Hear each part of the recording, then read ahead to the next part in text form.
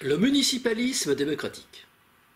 Alors je vais m'efforcer de définir les contours de cette notion de municipalisme démocratique, notion relativement nouvelle, néologisme même, composé de deux termes toutefois universellement connus, mais pas forcément toujours affectés d'une signification identique par tout le monde. Je vais maintenant vous parler du projet, de notre projet, celui de débat citoyen. L'association Débat Citoyen travaille depuis maintenant 3 ans. Alors, mobilisés que nous avons été dans un premier temps pour pallier l'absence de structures dédiées au débat local entre les citoyens dans notre pays, et donc organiser des débats sur des sujets généraux et de société. Nous avons rapidement mis en évidence le besoin des participants d'instaurer des dispositifs pérennes ayant pour objectif non plus des débats théoriques, mais des échanges pragmatiques sur des sujets concrets, traitant des affaires publiques locales, régionales, nationales, voire internationales, mais surtout locales.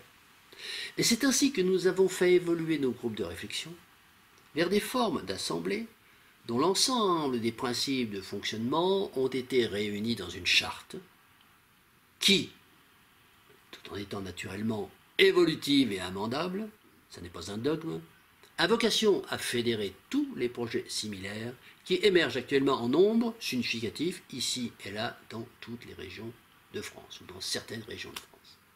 Alors cette charte, elle est basée sur 6 principes fondateurs qui sont les suivants. Premier principe, charte de l'Assemblée citoyenne locale. Premier principe, la continuité. Une Assemblée citoyenne locale, ACL, assure des permanences d'ouverture régulières. Jours et horaires d'ouverture sont fixes, connus, le plus largement diffusés. Deuxième principe, l'accessibilité. Une assemblée citoyenne locale, c'est la propriété de tous. Elle est ouverte à tous les citoyens d'un périmètre donné. Il n'y a pas d'inscription, pas de cotisation, pas de carte de membre. De ce fait, la régularité de la fréquentation des citoyens n'est pas nécessaire, n'est pas exigée. Une ACL est apolitique. Apolitique dans le sens qu'elle n'est pas le lieu d'expression proclamée ou déclarée d'un clan ou d'une mouvance quelconque. Troisième principe, la mutabilité. Une ACL a vocation à traiter de tout sujet en prise avec l'actualité, en prise avec les besoins des citoyens, et plus généralement de toutes circonstances nouvelles. L'ordre du jour est établi par les citoyens eux-mêmes via le site internet de l'Assemblée citoyenne locale, sur lequel ils peuvent déposer des propositions de sujets à débattre.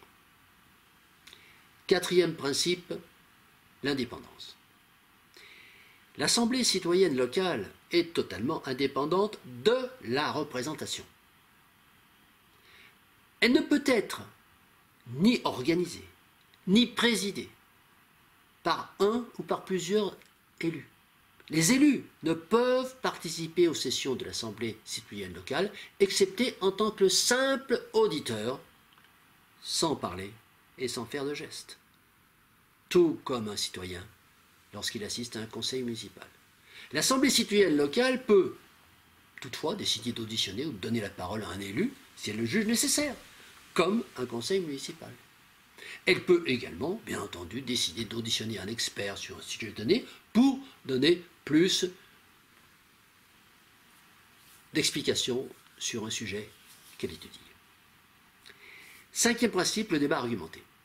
Les débats d'une assemblée citoyenne locale se déroulent selon le mode contradictoire argumenté, c'est-à-dire que chaque intervenant est invité à faire l'effort d'argumenter ses affirmations et est invité à éviter les opinions subjectives ou de pur ressenti. Il ne s'agit pas tant de valider la qualité d'une affirmation, mais de faire l'effort de donner l'argumentation qui la sous-tend.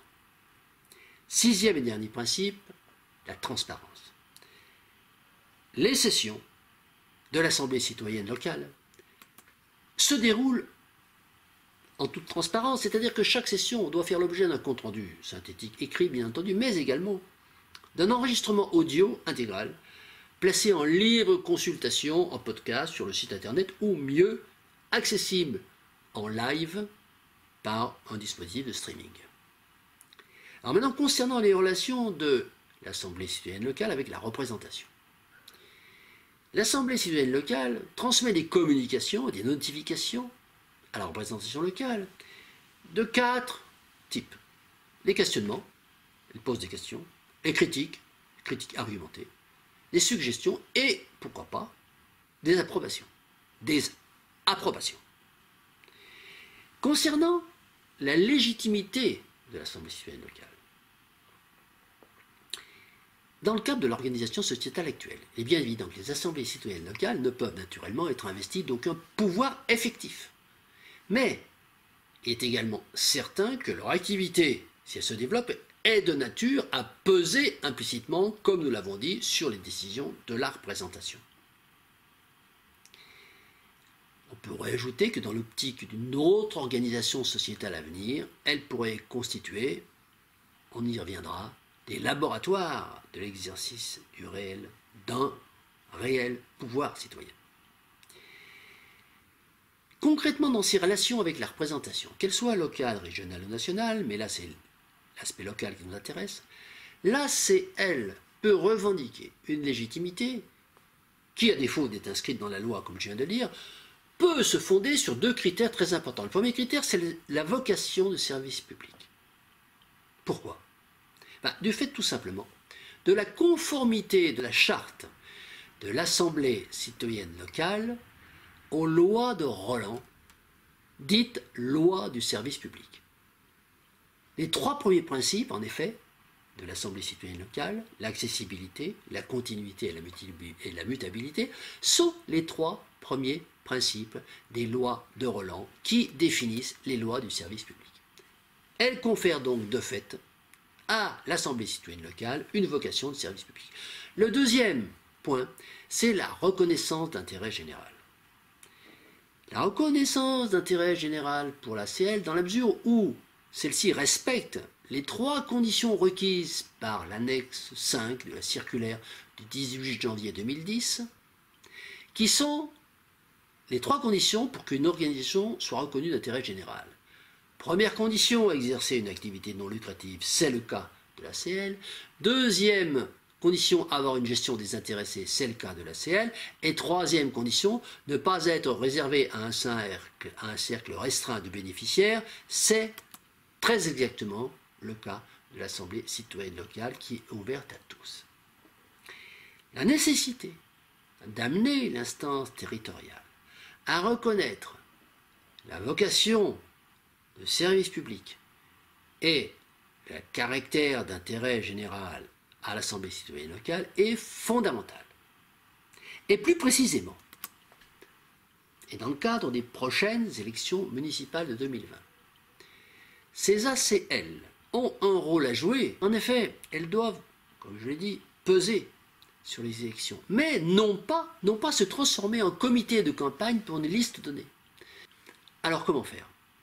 Comment installer ces assemblées citoyennes locales, outils majeurs du municipalisme démocratique, ces ACL ayant pour vocation de peser sur le pouvoir local, de le questionner, d'apporter des critiques, de porter des critiques argumentées et des suggestions dans les domaines les plus variés et dans la poursuite d'un seul intérêt, celui du citoyen, l'intérêt général.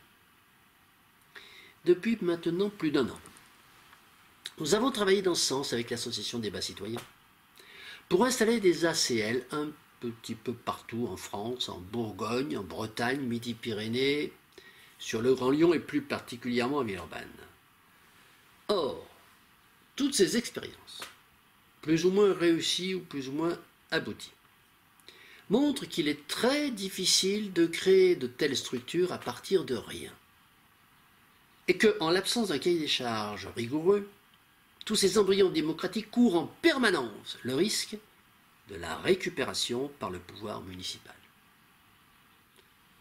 C'est alors que nous nous sommes intéressés à cette loi sur les conseils du quartier dont je vous ai parlé tout à l'heure, et que nous y avons trouvé, finalement, une piste possible, tout au moins une rampe de lancement possible, pour instaurer des ACL tels que nous les préconisons dans le cadre du municipalisme démocratique. Cette loi de 2002, relative à la démocratie de proximité.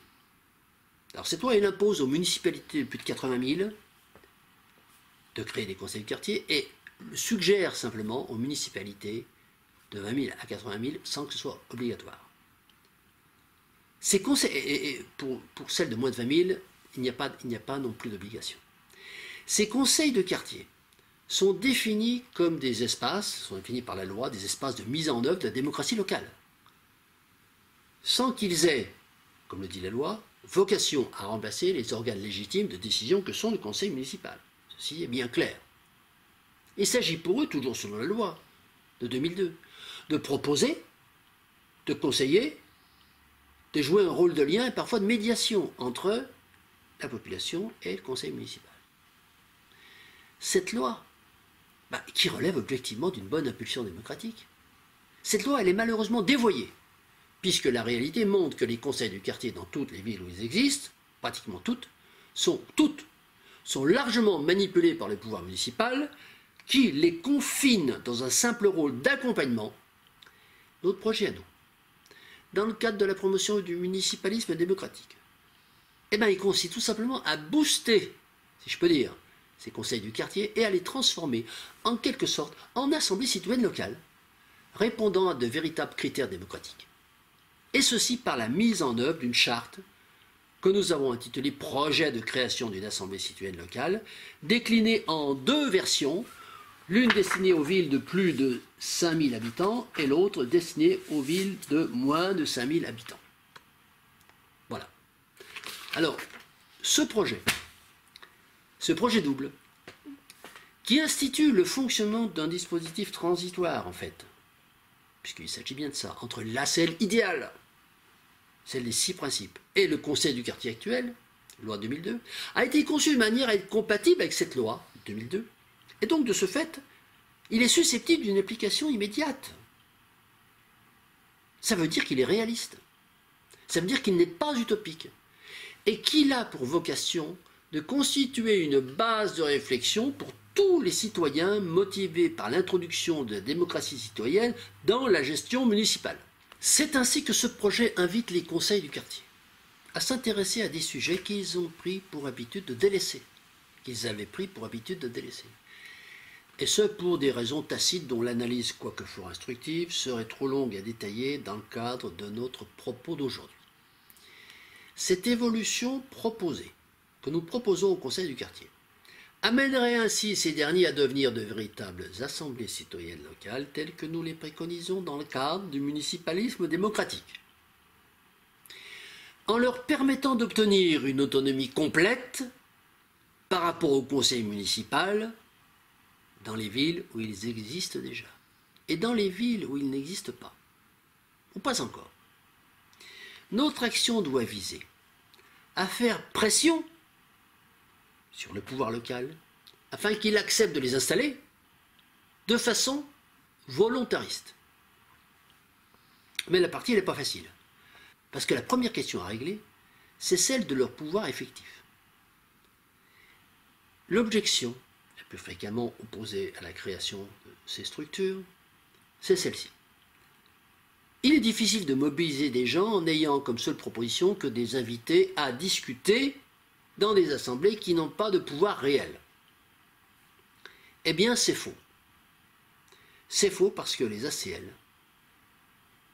même les ACL transitoires clonés des conseils du quartier, peuvent avoir une sorte de pouvoir, et ceci en toute légalité, car il convient de rappeler que l'article 14 de la Déclaration des droits de l'homme et des citoyens, c'est-à-dire de la Constitution française, stipule que tous les citoyens ont le droit de suivre par eux-mêmes l'emploi de la contribution publique. Ce droit inaliénable doit fonder l'une des missions de l'Assemblée citoyenne et se traduire au niveau local par le souci de veiller au bon emploi par les municipalités, la communauté de communes, le département, la région, du bon emploi des impôts locaux que payent les citoyens. C'est ainsi que l'Assemblée citoyenne locale est fondée à lancer une alerte chaque fois qu'elle s'interroge sur une utilisation des finances publiques possiblement non engagée dans l'intérêt général. Nous retombons ici sur l'idée fondamentale qui doit guider toute la gestion collective, locale, l'intérêt général. Ou bien une décision décidée sans qu'une étude préalable suffisante ait été engagée pour en garantir un bénéfice tangible et durable pour la collectivité, donc un intérêt général. Ou, encore mieux, sans qu'une consultation populaire au suffrage universel, précédée d'un débat préalable, l'ait approuvée. Cette dernière option, ça s'appelle un référendum local. C'est licite. Et c'est même prévu par les textes législatifs. Et à notre sens, c'est la seule procédure qui valide sans conteste possible le caractère d'intérêt général d'une décision locale, mais sans aller jusque-là. Les alertes lancées par l'ACL ont pour objet d'interpeller le conseil municipal sous la forme, comme je l'ai dit, selon le cas de questionnements, de critiques argumentées, de suggestions sur tel ou tel sujet intéressant la vie locale. Par ailleurs, l'Assemblée citoyenne est également fondée à prendre des initiatives en dehors de toute contingence, c'est-à-dire sans qu'elles soient forcément reliées à une affaire en cours. Et notamment, l'Assemblée citoyenne est fondée à engager des enquêtes publiques citoyennes sur tout sujet qu'elle juge d'importance, et également, pourquoi pas, des audits que nous appellerons audits communal citoyens, et qui permettront de livrer un diagnostic citoyen détaché de toute préoccupation partisane sur l'action de les municipalités. Cet audit communal citoyen, ACC, doit être l'un des outils principaux de l'Assemblée citoyenne locale, ou tout au moins la cheville ouvrière de sa mise en place. En effet, je vous rappelle que nous sommes en train de réfléchir à la question suivante. Quelle doit être la mission de l'Assemblée citoyenne? Quel doit être son travail? Quel doit être son plan de charge concret? Dans la mesure où son objectif global, lui, il est parfaitement défini. Son objectif global, c'est faire intervenir les citoyens dans les décisions du conseil municipal autrement que par une action consistant à mettre simplement un bulletin dans une fois tous les 6 ans. Nous venons de parler du travail d'alerte de l'Assemblée citoyenne, des questionnements qu'elle peut lancer, des critiques argumentées qu'elle peut poser, des suggestions qu'elle peut amener vis-à-vis du conseil municipal. Mais tout ça, ça reste finalement très théorique. Et nous constatons, au sein des ACL naissantes ici ou là, un problème récurrent d'organisation du travail. Une difficulté à établir des ordres du jour réellement pertinents et efficaces en regard de l'objectif global. C'est ainsi que nous nous sommes rendus compte que la mise en place d'une assemblée citoyenne devait impérativement s'accompagner d'un travail concret d'analyse du fonctionnement du conseil municipal local, analyse qui va permettre de constituer la base, le socle, la trame et le cadre des débats de l'assemblée citoyenne, afin que ceux-ci ne se perdent pas dans les méandres d'une réflexion tous azimuts, une réflexion non contrôlée et finalement inefficace du point de vue du but recherché. Cet audit, qui doit être engagé par des militants volontaires de l'action citoyenne, et ils seraient les premiers artisans de la future assemblée citoyenne. Cet audit doit débuter par une analyse détaillée des comptes rendus des conseils municipaux et se concentrer notamment sur les engagements financiers de la commune avec une attention particulière portée aux investissements en budget annexe, c'est-à-dire aux dépenses n'entrant pas dans le cadre des activités naturelles, si je peux dire, de la commune, telles que définies dans le Code des collectivités territoriales, soit pour parler plus clairement, aux engagements à caractère commercial, afin d'évaluer du point de vue citoyen s'ils présentent bien le caractère d'intérêt général ou pas.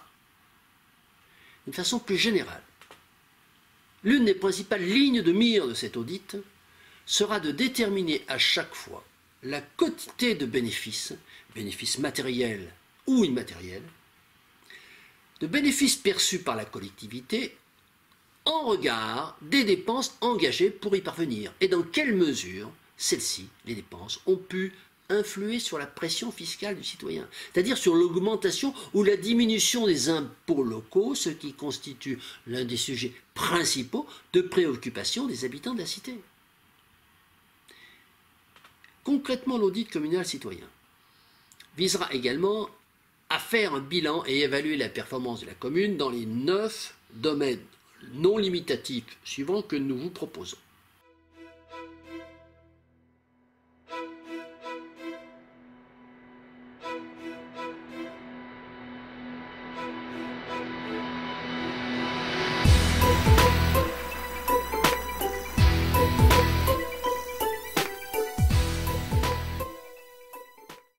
Alors, donc, ces 9 rubriques d'audit sont naturellement un schéma que nous proposons, mais qui peut naturellement être adapté selon les nécessités de la localité. Ces évaluations, naturellement, font l'objet d'une notation. Une notation pour chaque rubrique et ensuite d'une moyenne de notation pour l'ensemble des rubriques. C'est donc, si on veut parler de la finalité de l'audit, on a une objection qui nous est parfois présentée, émanant pourtant de sympathisants qui sont engagés dans l'action citoyenne, qui est pourquoi perdre son temps à fouiller dans la gestion locale alors que le vrai pouvoir se trouve à Paris, au palais de l'Élysée. Le vrai pouvoir de changer nos conditions de vie. Mais ce raisonnement est une grave erreur. Car il ne faut pas oublier que les conditions de vie du citoyen sont rythmées en grande partie par la fiscalité et que le pouvoir local exerce une pression très importante sur notre niveau de vie par le biais des impôts locaux. Impôts locaux, taxes foncières, taxes d'habitation, même réformées, taxes professionnelles, même éclatées, en CET, CEV, CVAE, et taxes divers, ordures, énergie, etc. Une pression qui implique d'ailleurs que nombre de citoyens payent plus d'impôts directs locaux que centraux, et sans même s'en rendre compte.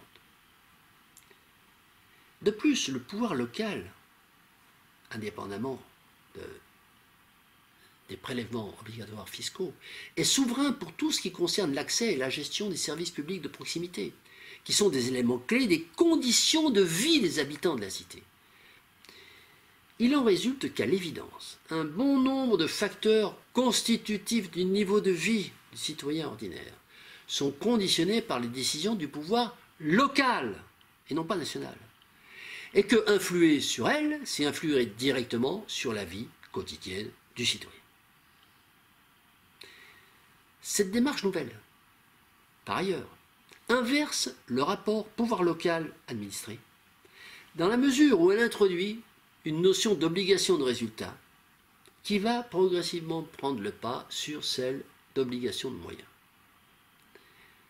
Cette obligation de moyens, qui peut être exprimée en raccourci par cette phrase: le rôle d'un conseil municipal, c'est de se contenter de dépenser le budget issu des prélèvements obligatoires sans se préoccuper d'évaluer objectivement les satisfactions populaires qui en résultent.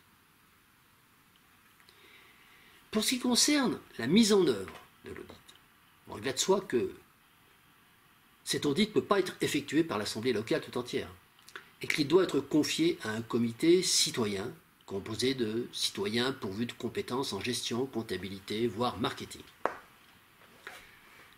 Par ailleurs, l'audit communal citoyen, qui ne doit pas se limiter à la commune proprement dite, mais viser tout l'ensemble territorial, comme département, région, ne doit pas non plus se contenter de livrer une feuille de notation, comme je l'ai dit, sur les 9 rubriques d'études énumérées plus haut. Mais il doit aussi livrer une liste de préconisations, en rapport, bien entendu, avec et en conséquence des résultats de la notation de chaque rubrique. Et c'est sur la base de ces notations, et c'est sur la base de ces préconisations que pourront s'engager les débats de l'Assemblée citoyenne. Voici du concret.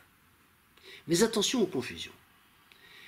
Lorsque je dis cela, je ne dis pas que cet audit citoyen, qui va être réalisé forcément par quelques-uns, doit être pris comme un dogme ou comme un programme politique, ni même comme une feuille de route fixée pour l'action citoyenne, mais uniquement comme une base possible destinée à nourrir les débats particuliers dans l'assemblée citoyenne de la localité dont il traite.